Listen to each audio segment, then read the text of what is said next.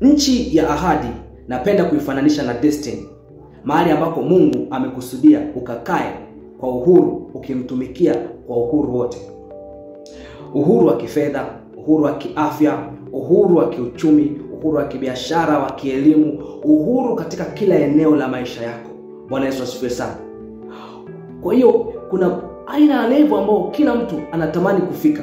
Hiyo ni level ya freedom, uhuru katika kila eneo la maisha yako. Uhuru wa kifedha, kwamba unaweza kutumia fedha yako pasipo kuangalia balance, kwamba hapa nimebakiwa na kiasi gani kwenye wallet yangu, nisije nikazidisha matumizi nikaingiliwa hapa. Nikaanza kupiga simu za kukopa kukopa pesa, kama bwana nimekwama hapa ndugu yangu, naomba ni finance. Lakini Farao kazi yake ni kumzuia mtu kuelekea kwenye uhuru wa aina hiyo. Bwana Yesu asifiwe sana. Mfano mzuri tunaona Farao akiwa anawazuia wana wa Israeli kutoka kwenye utumwa. Utumwa ni pale ambapo unafanya kazi kwa nguvu nyingi sana, lakini kinachopatikana ni kidogo. Kwa hiyo unajikuta kwamba unaumia. Kwa sababu gani? Kwa sababu unatumia nguvu nyingi alafu unakula kidogo, lazima tu utaumia. Kwa hiyo hiyo ni hali ya utumwa. Kwa hiyo sasa, ili uende mahali ambapo utakuwa huru, ni lazima Farao akuachie. Na Farao ili akuachie, unahitaji mkono wa Mungu wenye nguvu. Tunaona Farao alikataa kuachia wana wa Israeli waondoke ili wamwabudu Mungu. Alikuwa kizuizi kikubwa, akiwafanya watumike kama watumwa tu siku zote. Lakini tunaona Mungu akaja kwa nguvu na kuwatoa kwa mkono wa nguvu.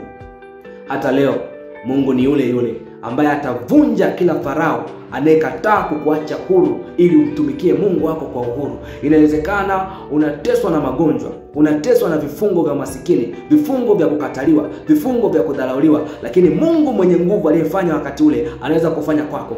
Ukisoma katika Kutoka sura ya 5 mstari wa 1 mpaka wa 2, utaona Bwana Mungu ambaye alikuwa anamwagiza Musa akamwambie Farao kwamba awaachilie wana wa Israeli. Farao anasema kwamba Bwana ni nani mpaka niwaachilie ninyi?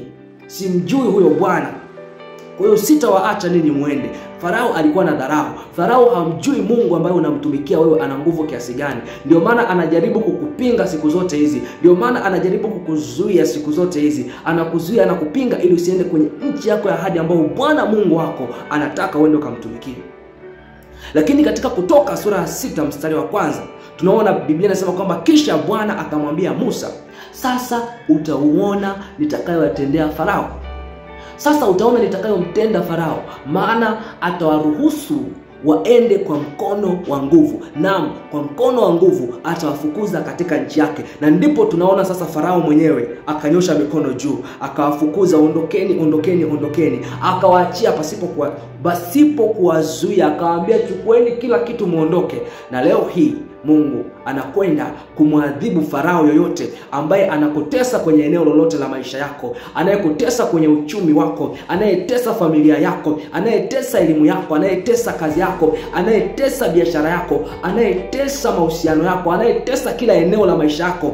Atakwenda kuachilia yeye mwenyewe kwa jina la Yesu, kwa sababu Bwana ndiye ambaye ameingilia kati. Umepambana kwa muda mrefu sana, umejitahidi mno kufanya kila mbinu, kila njia, umeshindwa, lakini Mungu asiyeshindwa ameingilia kati kukusaidia, kwa sababu Mungu anafanya. Sasa wewe imekupasa kuchukua hatua ya imani ya kuomba pamoja na mimi ili kuthibitisha ushindi huu pamoja na Mungu mwenye nguvu. Katika jina la Yesu, wewe upaswi kufanya chochote kile. Utaanza kuona matokeo tu baada ya maombi haya. Utaanza kuona matokeo ya kuanza kuwa huru katika kila eneo la maisha yako. Utaanza kuona uhuru. Sema kwa imani, omba na mimi kwa imani. Sema, Bwana Mungu aliye hai, kila Farao anayenikataa, anayenizuia, anayenipinga nisisonge mbele kwenye eneo lolote la maisha yangu, kwa jina la Yesu aniachie sasa. Nisaidie Bwana, nipiganie, nitetee katika jina la Yesu. Kwa mkono wako wa nguvu nivushe kutoka kwenye utumwa, unipeleke kwenye uhuru kila eneo la maisha yangu, katika jina la Yesu. Amen. Mtu wa Mungu, unapokiri kwa imani sasa, unathibitisha ushindi huu, unathibitisha uhuru wako, kwamba sasa umetoka kwenye utumwa wa kila namna, wa kiroho, wa kimwili, kila eneo la maisha yako, unaingia kwenye uhuru. Kiri kwa imani kwa jina la Yesu. Sema, kwa jina la Yesu nimeachiliwa. Hakuna Farao atakayenizuia tena. Niko huru kuingia kwenye hatima yangu, katika jina la Yesu Kristo. Amen. Umebarikiwa sasa. Amini Mungu amefanya kwa sababu umeomba, katika jina la Yesu. Amen. Amen.